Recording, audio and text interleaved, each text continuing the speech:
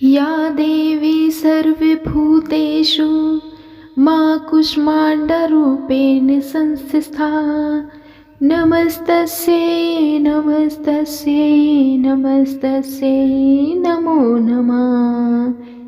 जय माता कूष्मांडा। आज चैत्र नवरात्रि का चौथा दिन है और चौथा नवरात्रा माँ कूष्मांडा को समर्पित होता है। माँ कूष्मांडा देवी का अवतार माँ दुर्गा के 9 रूपों में से एक है, जिनकी पूजा नवरात्रि के चौथे दिन की जाती है। माँ दुर्गा के इस अवतार का नाम 3 शब्दों से मिलकर बना है। कु यानी छोटा सा, उष्मा यानी ऊर्जा और अंडा यानी गोला। अर्थात माँ कूष्मांडा के नाम का पूरा अर्थ है ऊर्जा का एक छोटा सा गोला। कहा जाता है कि जब सृष्टि में चारों ओर अंधकार फैला हुआ था, तब माँ दुर्गा अपने इसी स्वरूप में प्रकट हुई थी। अपनी मनमोहक मुस्कान से माँ दुर्गा ने चारों तरफ प्रकाश उत्पन्न करके ब्रह्मांड की रचना की थी। इसी कारण यह आदि स्वरूपा या आदि शक्ति के नाम से भी जानी जाती है। माँ कूष्मांडा को ब्रह्मांड की पहली देवी कहा गया है, जो आंतरिक शक्ति का एक रूप है। सिंह पर सवारी करती हुई माँ कूष्मांडा का रूप बड़ा ही मनमोहक प्रतीत होता है और उनके मुखमंडल पर सदैव ही एक प्यारी सी मुस्कान सुशोभित रहती है। माँ कूष्मांडा की 8 भुजाएं हैं, जो 8 दिशाओं को दर्शाती हैं। इसी कारण उन्हें अष्टभुजाओं वाली भी कहा जाता है। माँ के 7 हाथों में चक्र, गदा, धनुष, कमंडल, कमल पुष्प, कलश और बांध कर्मशः सुशोभित रहते हैं और उनके 8वें हाथ में सभी सिद्धियां और निधियों को देने वाली जपमाला विभूषित है। माता को कुम्हड़े का भोग अत्यंत प्रिय है, जिसे संस्कृत में कुष्मांड कहते हैं और इन देवी को कुष्मांडा देवी का वाहन शेर है, जो भक्तों में निर्भयता का संचार करता है।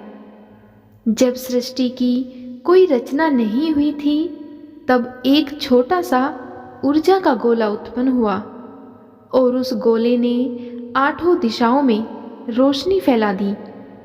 देखते ही देखते उस गोले ने एक नारी का रूप ले लिया। वह नारी और कोई नहीं बल्कि माता कूष्मांडा थी।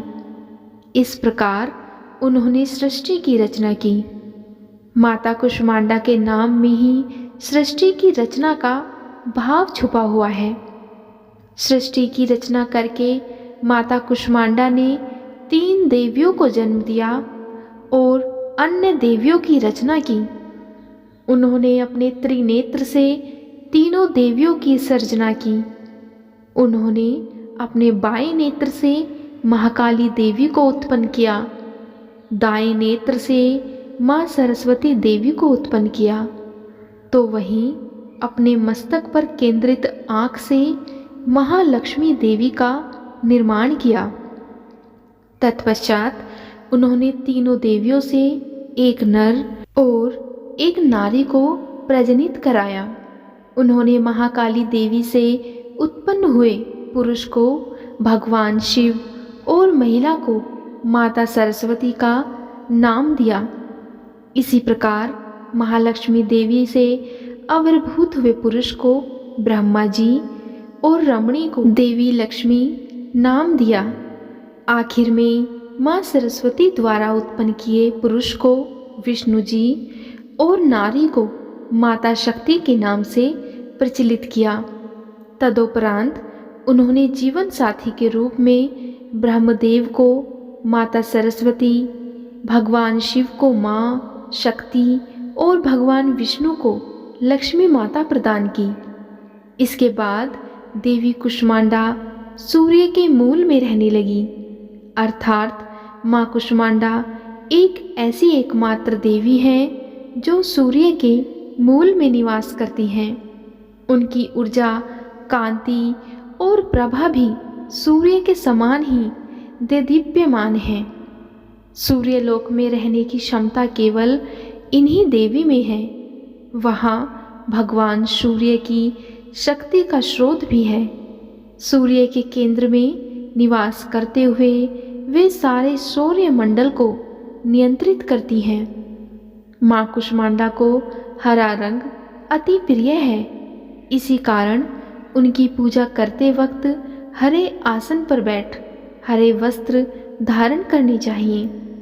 माँ कुष्मांडा की पूजा करने से सभी प्रकार के सुखों की प्राप्ति होती है और सभी कष्ट मिट जाते हैं। माँ कुष्मांडा आध्यात्मिक साधना में अनाहत चक्र में प्रतिनिधि मानी जाती है।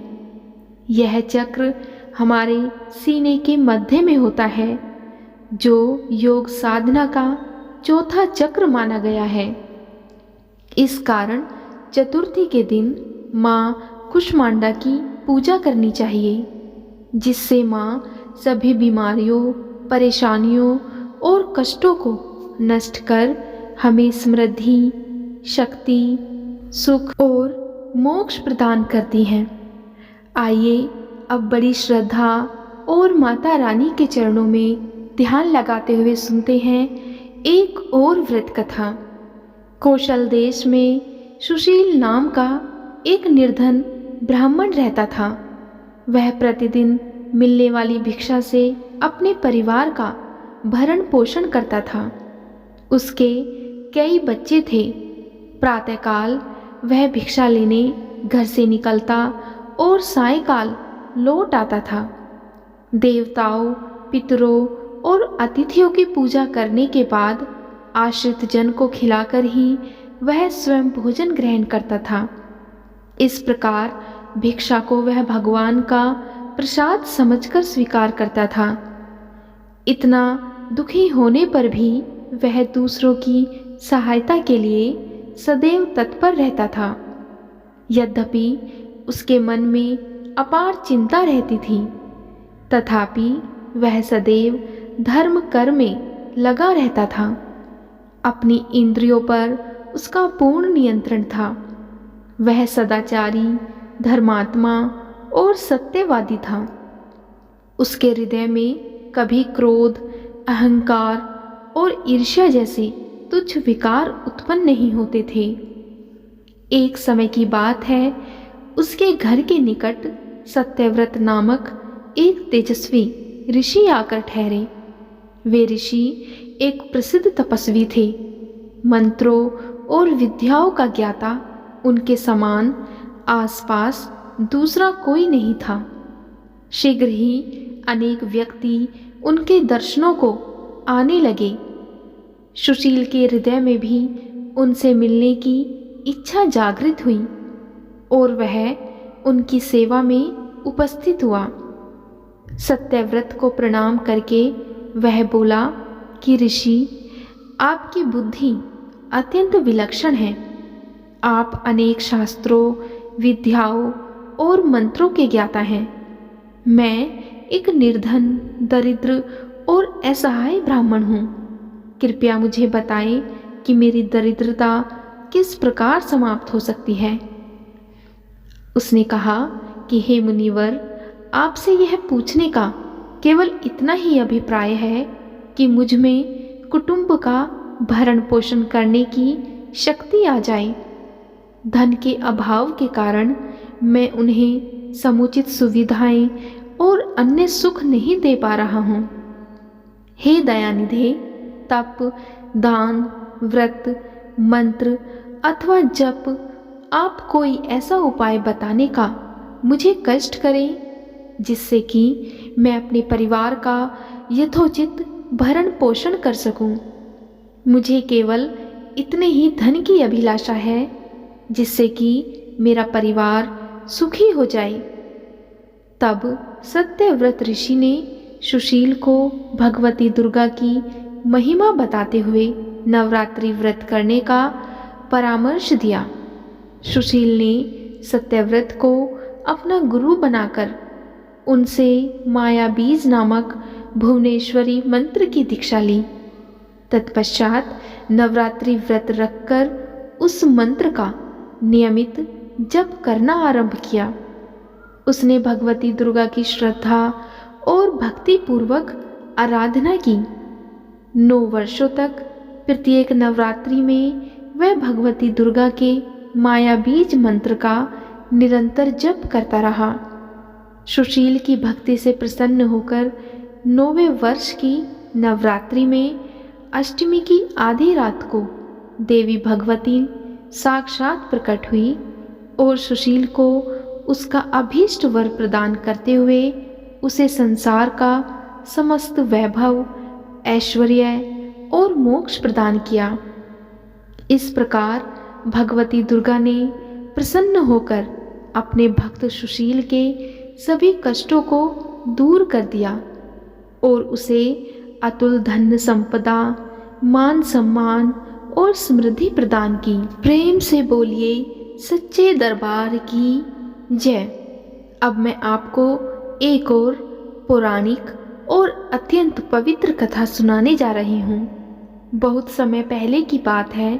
किसी गांव में एक कुम्हार अपनी पत्नी और अपने एक 9 माह के बच्चे के साथ रहता था। वह कुम्हार माँ दुर्गा का बहुत बड़ा भक्त था। कुम्हार माँ दुर्गा की प्रतिमा बनाकर उसे बाजार में बेचकर अपनी आजीविका चलाता था। कुम्हार और उसकी पत्नी प्रतिदिन माँ दुर्गा की पूजा किया करते थे। कहते हैं माता अपने सच्चे भक्तों की परीक्षा अवश्य लेती है। एक बार कुम्हार माँ दुर्गा की प्रतिमा बनाने के लिए मिट्टी को अपने पैरों से रौंद रहा था। वह आंखें बंद कर माँ दुर्गा का ध्यान करते हुए मिट्टी को रौंद रहा था। कुम्हार की पत्नी खाना बनाने में व्यस्त थी। वह अपने बच्चे को बाहर चारपाई पर सुलाई हुई थी। अचानक बच्चे की नींद खुल गई। वह बच्चा खेलते खेलते वहां आ गया जहां पर उसका पिता माता दुर्गा के ध्यान में मग्न होकर अपने पैरों से मिट्टी को रौंद रहा था। अचानक कुम्हार का बेटा उसके पैरों के नीचे आ गया और कुम्हार ने अपने बच्चे को भी अपने पैरों से मिट्टी के साथ रौंद दिया। कुम्हार का पैर और मिट्टी खून से रंग गए। अचानक जब बच्चे की माँ खाना पकाकर बाहर अपने बच्चे को देखने आई तब उसका बच्चा उसे चारपाई पर नहीं मिला। अतः वह अपने पति के पास गई जहाँ पर वह मिट्टी को रौंद रहा था। अचानक उसका ध्यान कुम्हार के पैर पर गया। वह कुम्हार के हाथ को पकड़कर मिट्टी के बाहर खींच लिया। कुम्हार और उसकी पत्नी मिट्टी को हाथ में लेकर रोने लगे कि मैंने यह क्या कर दिया, अपने ही बच्चे को मार दिया। कुम्हार और उसकी पत्नी माँ दुर्गा की प्रतिमा के सामने जाकर रोने गिड़गिड़ाने लगे। तब वह कुम्हार बोला कि माता, मैं तो आपके ही ध्यान में मग्न था। यदि हमारा बच्चा हमें ना मिला तो हम दोनों अपनी जान दे देंगे। माँ दुर्गा दोनों की प्रार्थना सुनकर प्रकट हुई और उसी मिट्टी में एक कुम्हार ने बच्चे के जैसा एक पुतला तैयार किया। माता रानी ने अपनी शक्ति से उस पुतले में प्राण डाल दिए। कुम्हार और उसकी पत्नी अपने बच्चे को पाकर बहुत खुश हुए और माता रानी की जय जयकार करने लगे। प्रेम से बोलिए माँ कुष्मांडा की जय। भक्तगणों, आज की वीडियो में इतना ही। उम्मीद है आपको आज की वीडियो ज़रूर पसंद आई होगी। अगर आपको आज की वीडियो अच्छी लगे तो वीडियो को लाइक, और अगर आप चैनल पर पहली बार आए हैं तो चैनल को सब्सक्राइब भी ज़रूर करिएगा। और कमेंट बॉक्स में कुष्मांडा माता की जय भी ज़रूर लिखिएगा। जय देवी कुष्मांडा, जय माता पार्वती, ओम नमः शिवाय।